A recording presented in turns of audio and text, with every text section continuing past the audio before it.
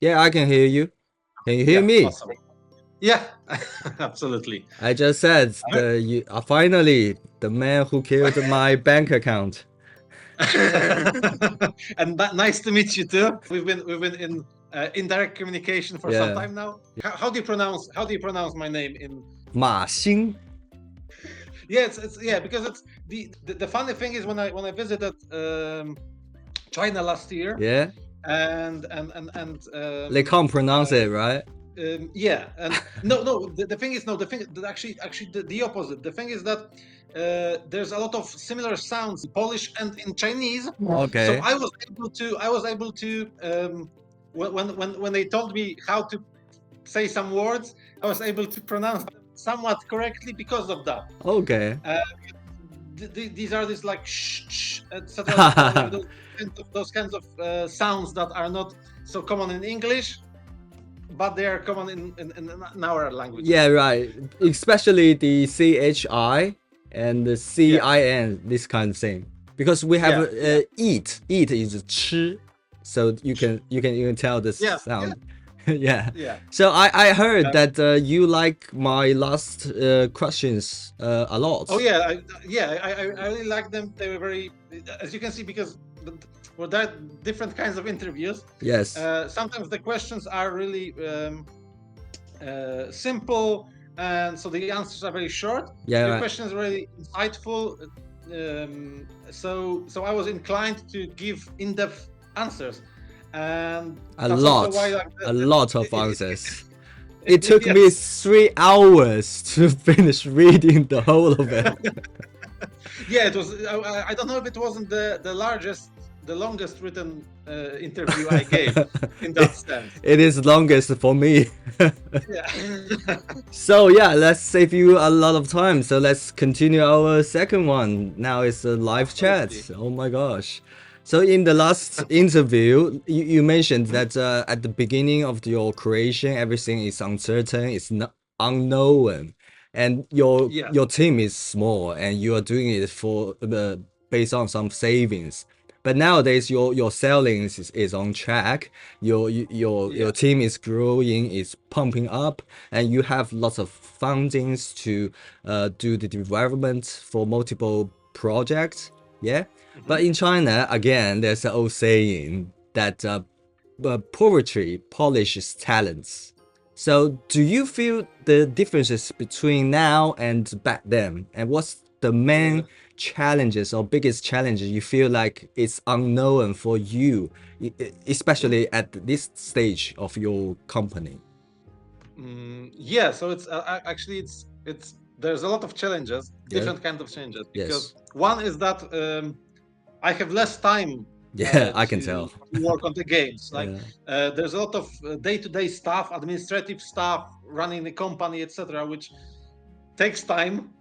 So there's less time on that. There's Yeah. less Right. time to work with our teams. And the thing is, and it's a thing that happens with every company. Yes. I would call them growing pains. In that, Yes. when the organization expands, new people come in. It's very important to try to convey the company culture to the people, the company mission. Yeah. So we've got several projects. Again, these projects are very ITU in the sense that there are values that we want to put into those games, stuff that we want them to be. And it's always a challenge to the more people work on a thing, Yeah. the more everyone pulls the project in their direction. Someone like I have my like with ATO, when I controlled everything, Yeah. uh, I could basically direct each, like everything was to my specification. Yeah. And working with in a collaborative larger team, it's always a negotiating effort. On one hand, like everyone wants to be a part of the team, a part of the creative process, and on the other hand, you need to still focus on the vision to create a coherent. For me, that's the challenge between juggling the administrative work, working on ATO on 12 Sins of Heracles, and helping the other teams transition to being what we want them ultimately to be. For example, now that we are at the end of the process on enormity, Okay. I'm working much more closely now with the team to just tie up every loose end, to make it like a coherent vision. So it's to check everything, that everything is what we wanted the game to be, etc., Yes. etc., etc. So there's again different kinds of challenges. Still a challenging process. So as you say, and you said in the last interview that your game started with ambitions and you wanted to achieve something different, yeah. And Yeah. I think this kind of aggression is still continue. I have my KF now. It's too much for me. And now, especially you are working on different projects. I think, Mhm. I think for myself, you don't have that much time to enjoy, let's say, video games and board game. Not to mention maybe reading.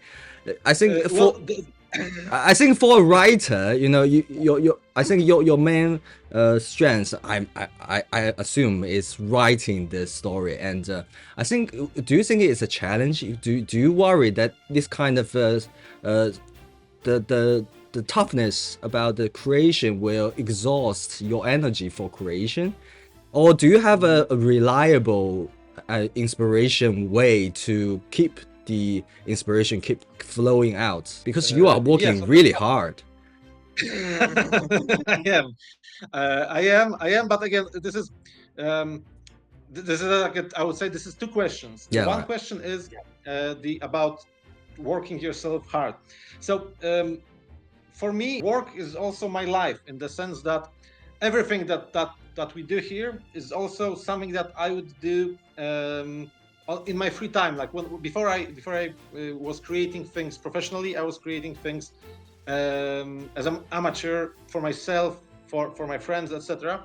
And so this is my passion, and I think Yeah. that once your work is your passion, it's easier to carry This. this burden of hard work, Yeah, right. because it is still giving me joy. If there was ever a risk of being burned out or something like that, Yeah. it would be rather from losing the sense of joy of work Oh, rather okay. than the long hours. Because to move on to the second part of the question, well, part of my secret is that I don't sleep that You don't sleep. that long. I sleep like 6 hours a day, and I try to spend it productively. So I do still play board games and video. Usually late at night, I play video.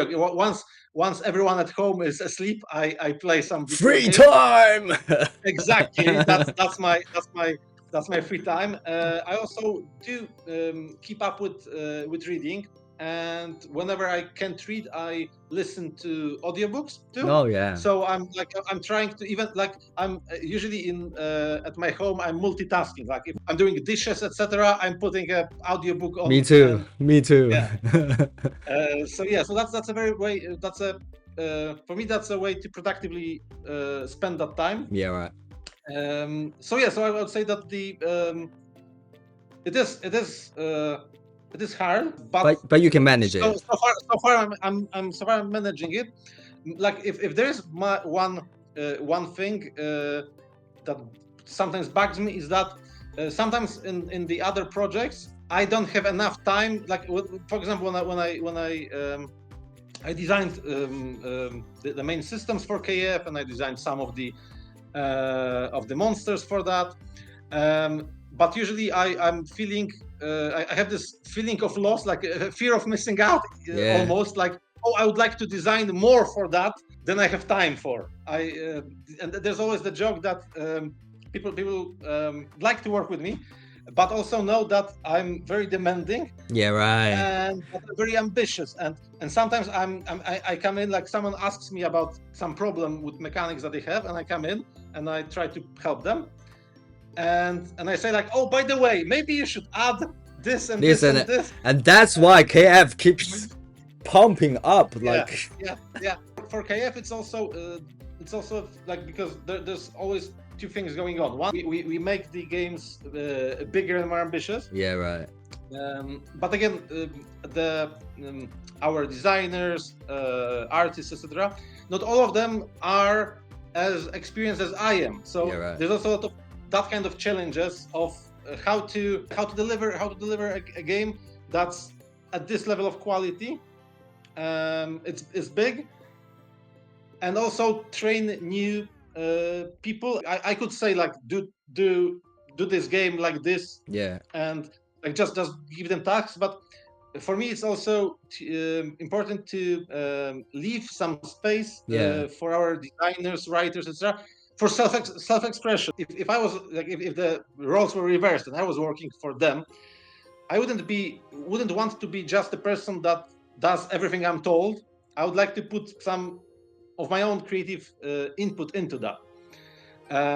So it's always a balancing act between those two things, keeping the games true to what our games are, while also allowing the space for self-expression for our designers, writers, artists, etc. Yeah, maybe they can work something even unexpectedly good. Yeah.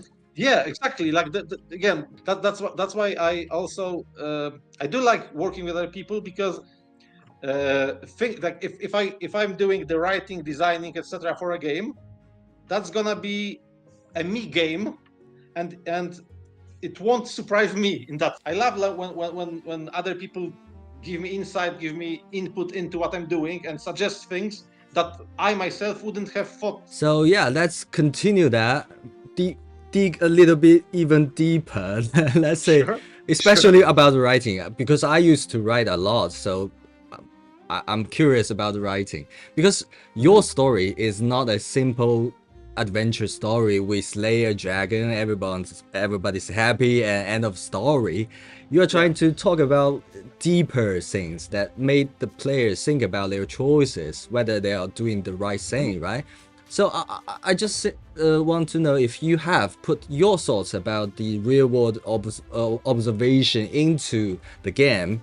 If you do you think that you want your point of view to be the answer to certain topics? That say you tell the players that's it, or you want your point of view in the game to be a kind of the way to raise up the questions for the players to think about it. So that's a very interesting question, and I would say that every author, consciously or unconsciously, Yeah. really puts their own views into what they're doing. Yes.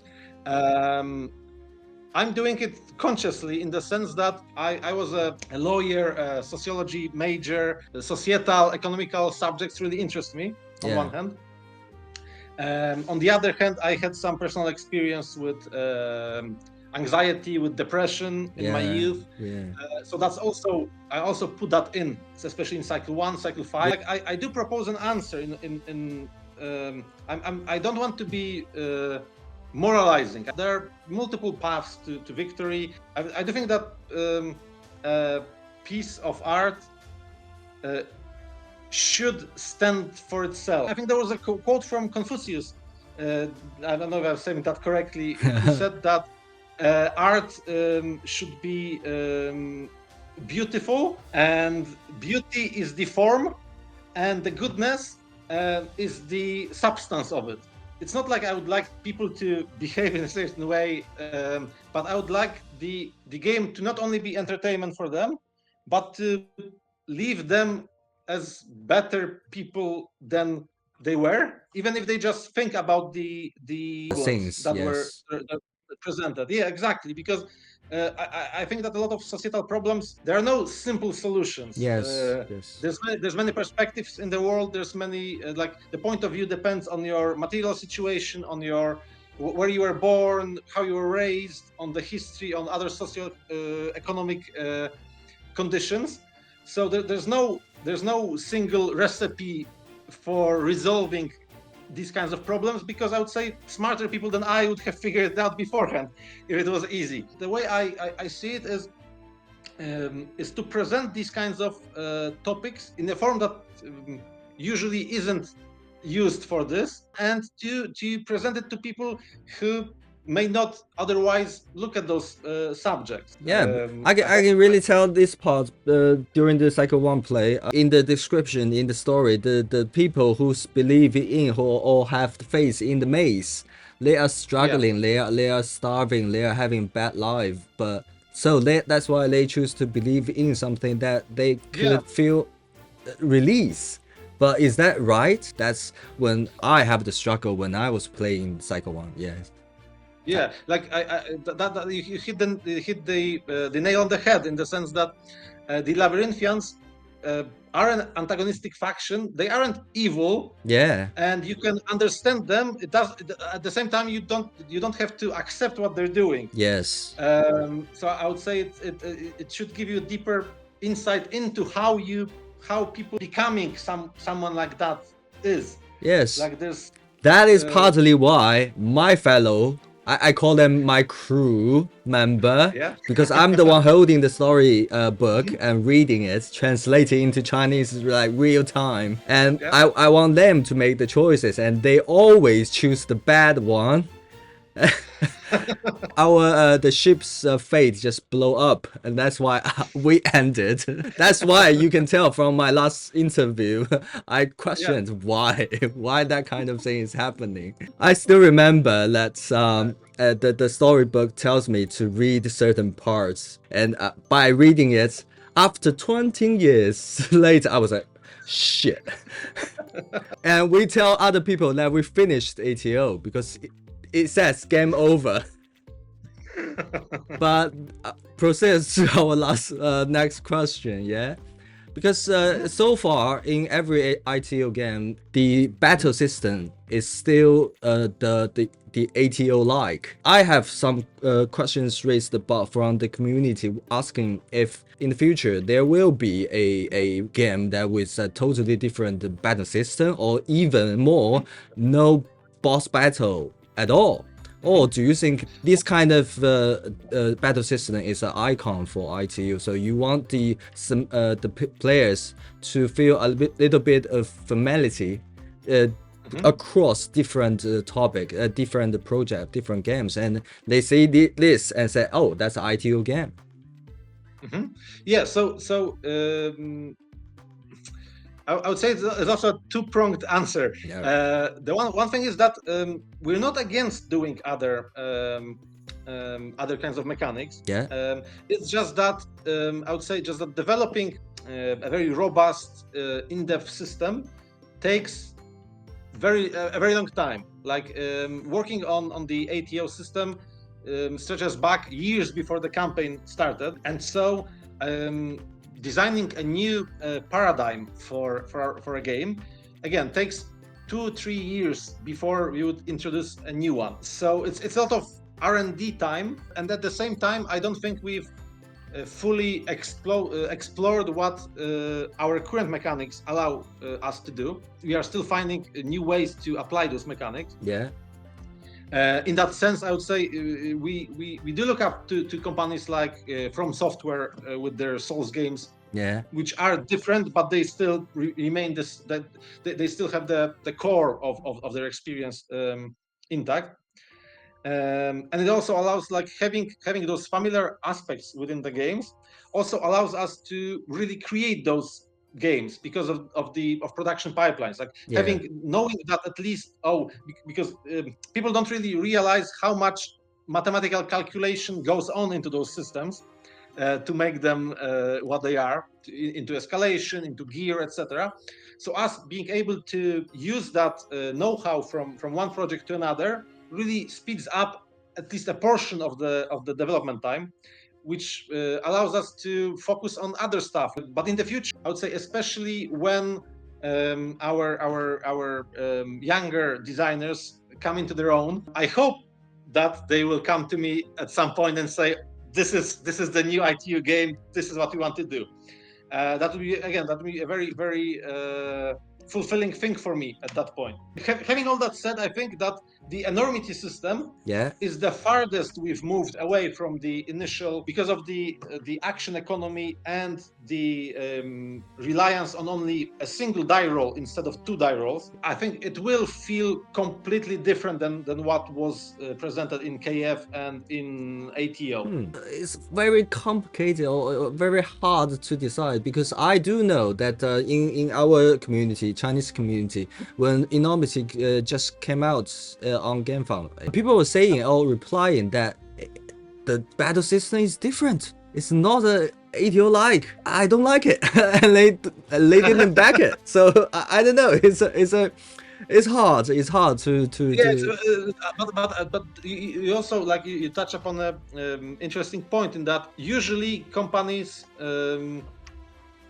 evolve rather than revolutionize, because people at some, like, when we produce a successful game like ATO, people do expect us to create more of the same. Yeah, right. And so creating something completely new is risking alienating everyone who liked what Yeah. was there before, and also not knowing if there's going to be an audience for the new game. So that's always a risk. Yeah. I do think that that people will really like, because the enormity system, once they get the final game into their hands, because on the outset it looks like it's simpler by removing the die roll for to hit and just focusing on the one type of dice. Yeah. We were able to move that complexity somewhere else, and you're gonna find other really fun stuff that's in the game. That the whole alert system and the much more the boss fights in Enormity, the most intense ones yet. Yeah, but have you played the Cycle 4, the Haka fight? No, because our ship blew up. And Enormity, the boss battles in Enormity are very similar, like not similar in the sense how they play, but the feeling is somewhat like the Haka fight in Cycle 4, because that battle really deconstructs the whole Titans round versus Primordial round sequence, and it's more of a series of attacks and counterattacks throughout the entire battle. So and the stuff we're doing in Enormity is very much in that vein. Hope to share that really soon for that, because yeah. Yeah, okay. So yeah, because that actually leads to our next question, because you guys said you don't want to do the easier game just because to comprehend, yeah? You wanted to do the game you really wanted to do. So that brought up my curiosity that what's the process about, establish a new project in your company, let's say Enormity or KF. How does it like started? Is that someone say, hey, I just watched a alien movie and I like it? For ATO, you know how it went. Yeah. And actually KF was similar in that the idea for KF was here during the ATO campaign already. So the idea is to let projects gestate. So currently we have several times a year we, like the senior staff at ITU just sits around the table and discusses, like, what would you want to do, like what are the projects that we would like to do. In the early years I was the person who basically brought a few angles that we might take. Oh, this is we could do this kind of space game, or this is the idea for a story for like a JRPG or something like that, and we discuss it. And for me, I always like try to gauge the interest of everyone about the project, because of course they will be working on it, so I would like them to also like the idea for that. So everyone has time to discuss this, and we usually leave it for a bit to think about it. So these projects, like in pre-production, usually take a few years of people discussing them, revisiting them. We do some preliminary work like art, sketches, concepts, We discussed the story, the mechanics, where we could go with them, and at some point, organically, everyone like thinks, oh, this is the game we're doing now. Like this is what we want to do at this point, because when we were working, there was another project that we brainstorming alongside Enormity, and for a while it looked like we'll be doing that other one at that point, but everyone, including me, like when I got back from like a small vacation, the only thing I could think about was this Enormity concept. So we had a meeting and everyone was like, oh yeah, this is the project we should do. So yeah, so at this point it's very organic for us. Of course, we are still dependent on sale our game. Like it's not just artistic. So every idea, everything we want to do we need to think, like, is this gonna sell? Is there an audience for it? We are not solely focused on profit, but of course, an unprofitable company is a company no longer. So there's always this balance of what can we do and what people will also want to do. And I think we have a very good balance on that. And I think we do make games that are unique within this framework. We don't chase trends. So is there any new ideas or new theme that is around the table? Maybe raising a baby. Raising a baby. Yeah. Always on my mind. About the baby, congratulations for being a dad. Thank you. I asked Maria if I can mention that in the interview. Yeah, absolutely. So how does it feel? Because I just have a 2-year-old baby. Because that's my next question. I linked every question of my because I just noticed recently, because like 2 years behind, when I was playing a video game, maybe I will create a character that is using my name, and I shaped it in my looking. Yeah, but right now I just noticed that I shaped my character using my kid's name, and in shaping the look based on him. So I was thinking, the question is, do you think that in the future you will try to write your kids into your stories? Or do you think being a parent, being a dad, will change the style of your creation? Maybe make the word beautiful, like softer, not a harsh, deemed word. I do. Like I in a sense, even I hope that I do. Yeah. Because the stuff I create flows from me. So even if I would try to do something very cheerful at this point, like super cheerful, but I do think like life definitely changed after having the baby. Yeah. There's of course less time. Yeah. For everything. I can understand. But I do like it. Like this is I really like being a father. So I don't feel a burden because of that. Like, I'm more tired, but I'm happy. Like I'm not. You wait for it. You wait for it. No, listen, there's a lot. Maybe I'm gonna crash at some point, but it hasn't happened yet. And I do feel, and I'm actually very happy that it happened now, because the story of 12 Sins of Heracles is about a relationship between children and their father. Okay. So I think I really hope that this experience really enhances what I write. Like before, I was writing about parenthood while I was not a parent. Now I'm getting that experience too firsthand. So I think that it's a feeling of relief that I have this firsthand experience, that I'm not just telling other people. Yeah, exactly, like how it's it is more believable. Yes, I think so. So yeah, so I think it's gonna influence 12 Sins of Heracles. Going forward, again, I would like to do something more cheerful, something less heavy than ATO. And I think that doing something for my son would be an ideal way to do that.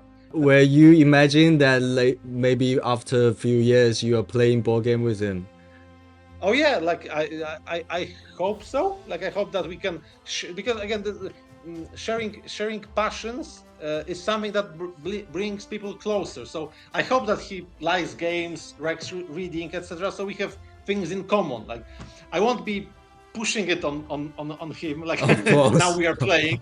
Now we are playing. Don't do your homework. We're gonna play. Uh, so now, but I do hope that we have things in common, things we share. Yeah, right. So absolutely, Okay. yeah. Speaking of future creation, you guys are not resting a lot. The latest one, you just mentioned a lot of serial numbers. Let's say ATI, Yeah. Ian Trap has StarCraft.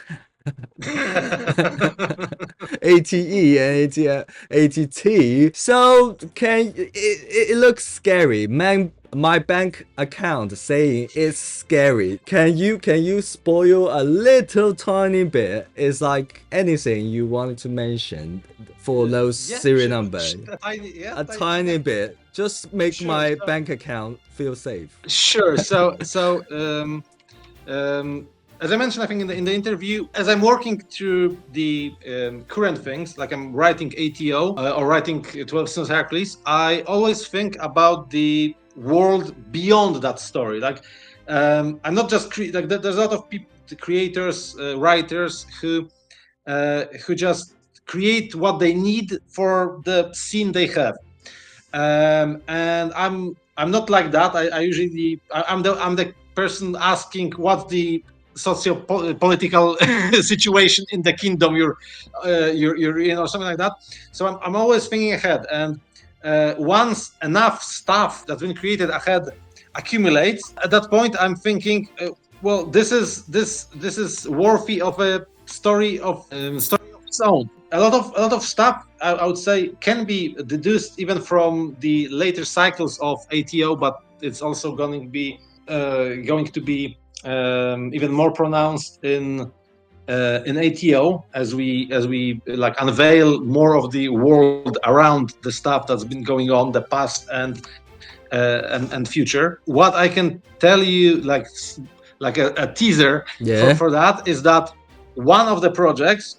So your wallet is safe for now because it's not like we are developing all those projects at this point behind the scenes. Like a lot of the stuff is okay. We have a nice concept for a game. Once we have time, 12 Season Hercules is delivered, then we can do that. So everything is years from now. One of those, to touch upon the one of the questions you asked earlier, one of the projects would not be a boss battler adventure game. Let That's me guess. It should be the Ian Trapas Poland. exactly. You're gonna be raising titans in Poland. That's where they come from.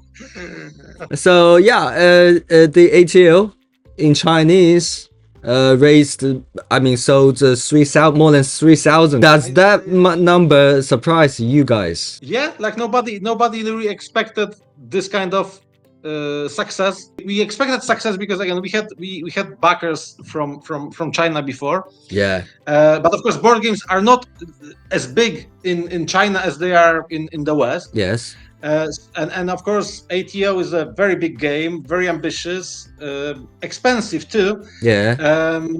So we didn't know how it's gonna do in that sense. A great surprise for us to learn that that has been doing so well. I was thinking that it might do 2,000 lifetime in that sense, especially that of course we also had Chinese backers in our original campaign, so they might not buy the game in Chinese, so that makes less people who want to buy the game. So yes, I was just like 2,000 lifetime sales, like a print run of 2,000. Well, I can't remember which one, but your update is about AI generation thing, and you mentioned that you identify yourself as artists. Yeah. So I think for an artist, you will be very happy to let your work to show to more people.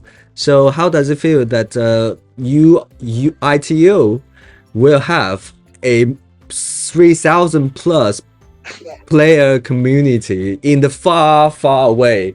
Like how does it feel? Because I do know, I can sense it that you care about the Yeah, player community. I do care. I'm really super excited about it, and I'm really grateful for that for many reasons. Like one is of course the reason of this. I created this, and now more people were gonna experience that, especially in China. I think China has been developing greatly over the last few decades. So I think that having the game in Chinese is also an honor to me in that sense. And finally, it gives me this sense of hope in humanity, in the sense that this is a game developed in Poland, written in English about Greek mythology, and And it's still translating into recognized. Chinese, yes. Exactly, and still it can move people in China, and for me it shows that people around the world are not that different from each other. That we have common values, we have common things that we love, that we aspire to, and I think that really gives me hope for the future. That again we can all live together in harmony in the future. I do like the big teams, and I also like I don't turn it off when I leave work. So I'm also like that kind of person that thinks in those terms about life. So it is something that you look at Poland, you look at China, which seem quite different culturally, But we do and then you have have something. dumplings. We had a visit from from the representatives of our factory here, and they ordered Polish Dumplings. dumplings. They said that Polish dumplings are nothing like China. Yes. So yeah, it seems that the core values of humanity are in all of us. Even the aesthetic tastes, the taste in deep mechanics, those things are things that unite us. So that's super fun and super exciting to hear. And I do hope it does well in the future. We'll see what time brings. Like the updates about the AI generation or painting, the update. Mhm. You mentioned you identify yourself as an artist. So, as someone who used to run my own business, I can sense that I know the feeling that sometimes you need to balance the business and your creation and what you really wanted to do as an artist. It's sometimes it's very hard to It, balance. I do believe that you had made some choices, risk or even downfall awards to the benefits of the company. Can you tell any decisions that you you you don't? I would say it's very hard to be both the creator and the producer on the thing, because there is a reason why the person with the money in the company shouldn't be the person who's creating things. They've got an antagonistic relationship in that the creator wants to make as big as possible, and the producer wants to make it, let's say, as cheaply and as quickly as possible. Yes. And they meet somewhere in the middle. And when you're filling both roles, you can sometimes get carried away. And I think that, for example, with KF is something that should be twice the size, twice smaller than it is. The production of KF was the most expensive thing we've done so far. It was more expensive than ATO. I think that no other company would ever greenlight such a project, because it was risky. Like it's a very high, again, high value but also high production cost product. That's one where the creative design side won. But there are some decisions that there are some ideas that this would be a fun mechanic, or I would like to add this and this and this to the game. And usually we have a discussion with our engineers, etc. Like, one is of course discussing with the factory how much it's going to cost, and the other thing is how much time do we need for that, because that's also a determining factor. Like, not even the finances, but can we launch the game at that point with this, or do we have to cut this?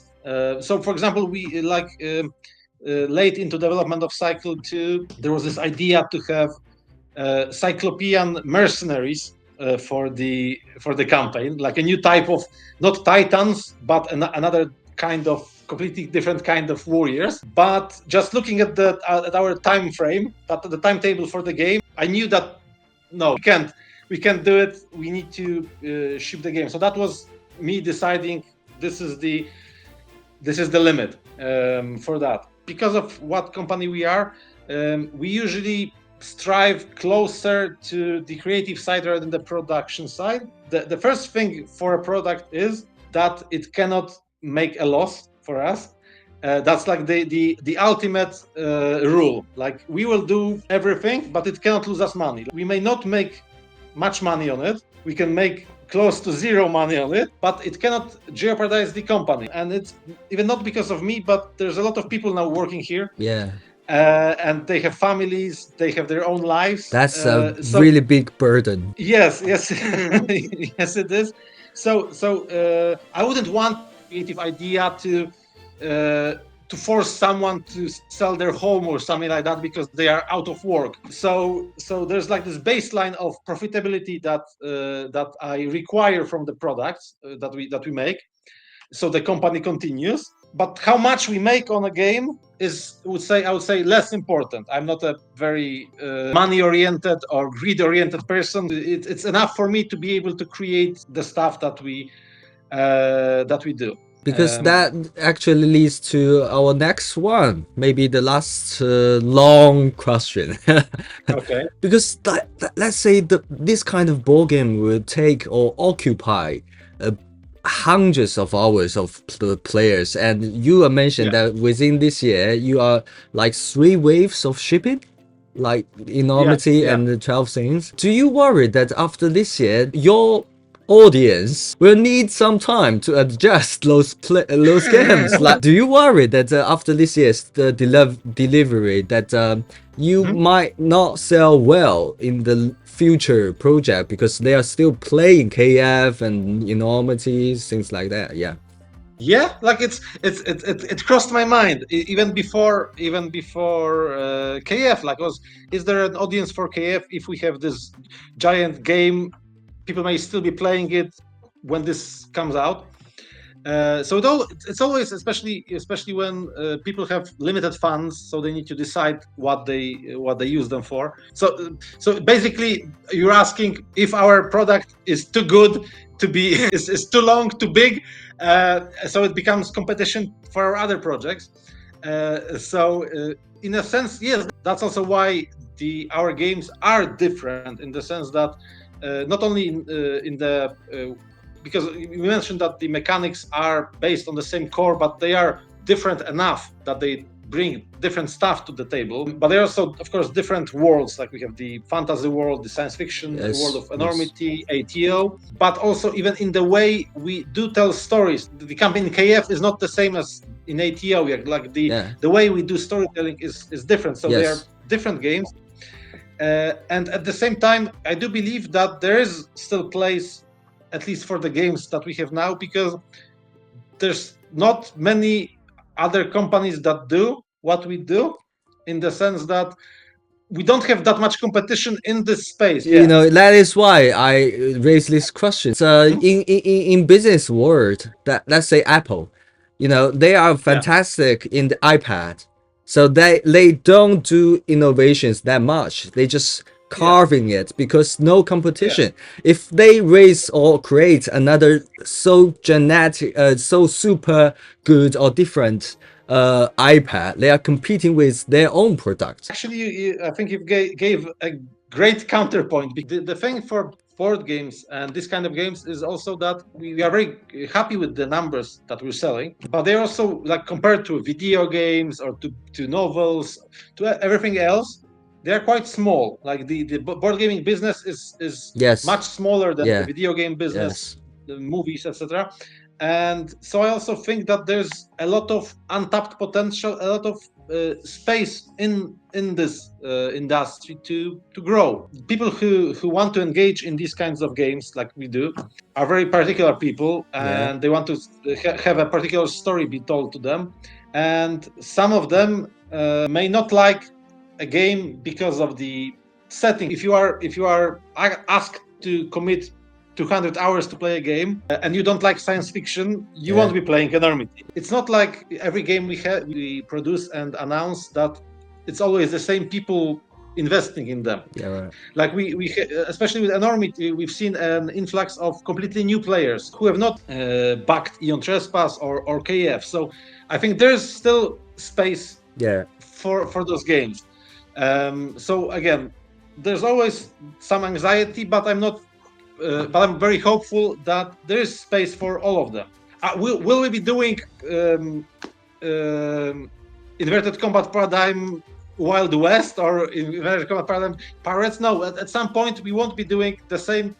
As you mentioned, we will branch out into some other things, and we may also slow down with our release schedule. Again, we're doing this because we like to do this, not because we are forced to do it by economic factors or something like that. Yes. So if there's a point where we say like, oh, let's slow down and let's do more expansions for this or something like that, we have the mental space to do that. Yeah, because I raised this question is like I put on a post to say that I'm going to interview with you, and I say that, do you guys have anything I can deliver? And one of them saying that tell Marcin to slow down. I need to earn more money in the next year, so just slow down the pace. Yes, yeah, that's why. So I still feel that. I owe at least our players, our backers, because I don't know how other companies or how other creators on Kickstarter look at it, but when I ask our backers to hand me money for something that I haven't sold them yet, I'm saying like, oh, there's gonna be a game in a few years. I feel a huge obligation to them. I feel like I have basically I took a debt from them. And I treat it very seriously. I do feel that I need to be quick to deliver those things that I promised. I want Enormity to be available. I want to have Sins of to be available. After that, I may take some time off, or me personally, I may slow down a bit. Especially that again, the new generation of our developers is coming to age now, so there's a lot of people who also want to do stuff, which I'm very happy about. So yeah, not this slowing down, not this year, maybe next year. Yeah, I think that's all I wanted. Slow down the new games pumping up, but fast for delivery the old ones. Because you mentioned a lot of video games and novel in last interview, but last year especially, did you play some board game that you feel very special or interested in both mechanics or story? I do try a lot of games. I don't finish a lot of, especially those campaign games. Yeah. If you want some shout outs, I think Agemonia has a very fun system of action resolution with the when you move on the board, like looking at the points of interest. I really like that, and the changing board. That's a very fluid experience for me. I also appreciated the almost librarian-like categorization of Aridia. That's very interesting. You know what? Because last year, at the end of 2025, in China, we call it triple A. Agmonia, yeah, and it just passed the same time, the same period of time, within like 2 months. The Chinese version of them went to on the crowdfunding.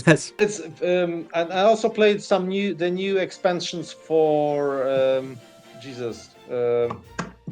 not legendary. Jesus, what's it called? It's what's unmatched. Jesus, this is something that I've been experiencing in the last few weeks when because of the baby, because I sleep a lot less even than I slept before. I sometimes forget simple words. Unmatched. I don't know if you've played Unmatched. I did. It's a very fun system, and I like how they are expanding that. So do you guys play some Euro game? Yeah, like believe it or not, I started from Euro games. Like, but I'm an old school Euro gamer. Like I like Puerto Rico. I like Kailus. all those games. There were no big box games in Poland at that time. Really, Okay. when I was starting up, like you could get those Euro games. There were no Polish editions of them. Yeah. You usually got them in German, Yeah. and you had English rule book downloaded from the internet or something like that, and Really? you learned to play that. Like 20 years ago, the distinction between Euro games and like American type games, the adventure games, was very big. Yeah. And over the years, I would say it eroded, and you had and a lot of Euro games now have more luck-based elements in them, and a lot of adventure games, mostly because of Gloomhaven, are slightly more Euro Euro. than they were Yeah. before. Like Yeah. they close the gap a bit. Especially Awaken Rome is reshaping the Euro game Yeah, into yeah. miniatures and big box. Yes. And we do also play stuff like Dune, not Dune Imperium, but the The older older one one. that's Yeah. With eight a eight big. players exactly. Because it's fun. It's fun to. I like those because they're more social experiences. Yes. There's a lot Yes. of diplomacy, plotting, etc. So when we have time to do that, then we do that. A lot of people at the office play Magic the Gathering. So yeah, I think that's mostly my questions, but Uh-huh. I have few minutes because you mentioned the video game Hell is Us. I tried Yeah. that, Yeah. and I can sense the kind of reality Yeah. war. I don't know if you have read the novel, the first law. Yeah, I did read it. It's a very grimdark setting, and every character. I don't know if I think the standout character in the novel is the Inquisitor Glokta. Yes, I Uh, love that one. I love that one. Every time when he is complaining inside, I was like, "Oh yeah, yeah, baby." I read a lot of fantasy in my time. Brandon Anderson. Uh, Actually, I'm not a fan of Sanderson. Okay. I'm not a fan of Sanderson. Oh, In the last few years, I also gravitated to more non-fiction stuff too, okay. because when I create, this is something that I think that a person like should read outside of their genre. All If I'm right. if I'm Safe writing, zone. Leave the safe zone. if I'm Yeah. yeah, it's because if you write fantasy and only read fantasy, it's like an echo chamber. You're not getting new ideas. So I do Yes. like to read some journalist work, some travelogues, some sociological books, just to have like this broader uh, outlook on what's happening in the world. That leads to my final one. Yeah, Because you mentioned that if you want to dig a little bit about the Chinese scene, yeah, and you mentioned do I have any references? So this is the book. It's called 山海经.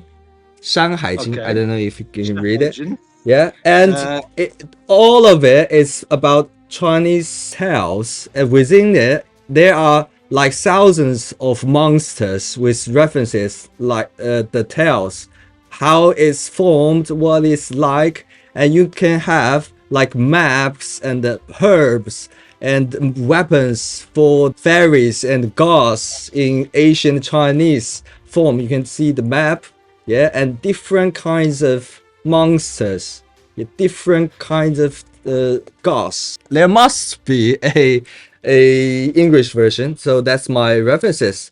And you mentioned the Black Miss Wukong, and I was thinking yeah, it's really a boss battler game with yeah, the four of them yeah, team yeah, up yeah. to beat every boss. That's also my type. Like I like the Souls-like games, boss Yeah, battler games. I yeah, like Metroidvanias, yeah. and I think Black Myth Wukong has a bit of both of those. My question to you is, how would the Chinese people react if someone from Poland, someone like me, created a game based on Chinese mythology, for example? Because in the West, it's a thorny subject. Like it's because of course I'm not Chinese, as you might have noticed, so I don't know the intricacies of your culture. and so someone who writes about not their own, like someone else's culture, may make mistakes Yeah, or I may know. not get the stuff right. So how to I approach get. Yeah, yeah, yeah. that subject? Let me give you an example. On the postcard you sent me, you write Yeah. "Hello China." You made a huge mistake about the 好,你好, 好. There's a daughter and a son. So you miss Okay. the son, you miss the 子, only the daughter one. But when I posted on the into the community, everybody thinks it's cute. Everybody thinks it's fun. It's fun because we are a culture that was self locked down. You know, we don't want it to explore or invade Yeah. out. We want to live in our Zoom, in our lands happily. That is our culture. So, and we are big enough, to observe different angle to approach. Hmm. So, from my point of view, I think it will be fun. What you mentioned that during the design of your games and someone pop up with a new idea. It's not Yeah. yours, but well, maybe it's unexpectedly good. Yeah. But I do think you need someone who's really from Chinese Yeah. to Just to advise. check. I will remember what you said. I will in the West there's a lot of unexplored history in Yes. and culture in China. And I think now it's a bit changed. When I visited China, for me it was a signs of a culture opening up a bit to travelers, to people from Yes. other countries. A lot of very cool stuff China oriented in the future because of that. Yeah. Because I think people will visit your country, and again, they will finally be able to experience Chinese culture. They will get back to their own homes, and they will still think about it, like it's gonna coagulate in them into ideas. It's more time than Maria offered me. And I do not want to keep you from the community who really wants that your board game. So Yeah, thank you thank for you. the time. I hope that in the later and we can talk more. Yeah, again, thank you for the opportunity. Very nice to meet you. Very nice to talk to you. You're as thoughtful in person as you were in the writing. Thank you. Oh, Uh, one last one. The dog toy. yeah. Will that on the store soon? Actually, yes, I think it's finished production, and we are discussing now shipping options from the factory. So I think um, February will be the month when it goes on sale. So Safe. That is all. I will not surprise you with any more. uh, no worries, no worries. Okay, have a nice Nice day. talking about you too. Yeah, See bye. ya. Bye. Bye bye.